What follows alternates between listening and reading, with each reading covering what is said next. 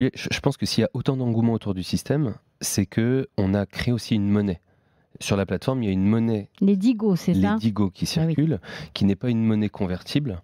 C'est une monnaie, c'est des billets de Monopoly, hein, on va dire. Enfin, c'est pas une vraie Mais monnaie. il faut quand même une monnaie pour avoir la trottinette.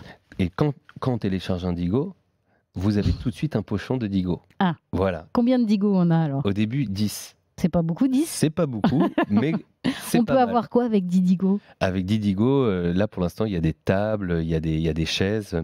Et pourquoi est-ce qu'on a créé cette monnaie? C'est tout simplement, comme vous le disiez au début, comme il y a beaucoup de gens qui offrent des choses gratuitement, pour que le système marche, il faut aussi que quand on n'a plus de Digo, à son tour, on propose un vieux canapé, une casquette, un pins, des vieilles lunettes de soleil qu'on est prêt à offrir pour régénérer du Digo. Et finalement, on est en train de recréer un système. Le pari d'Indigo, c'est de se dire que si on est des milliers, si tous les auditeurs qui vous écoutent, alors il y en a des millions. Ah bah des millions. Si les On est millions sur du 40 millions là, entre 14 et 16 alors sur si RMC. les 40 millions qui nous écoutent, ils téléchargent l'application, ils proposent un objet et un service qu'ils sont prêts à offrir gratuitement, on crée tout simplement un nouveau système et on permet à toutes les personnes. En France, il y a 8 millions de gens qui vivent sous le seuil de pauvreté. Bah oui, c'est ça. À l'heure du pouvoir d'achat en berne, ça paraît un peu utopiste votre projet. On se dit qui va donner un bien alors qu'il peut gagner justement quelques euros en le vendant sur le Bon Coin, par exemple.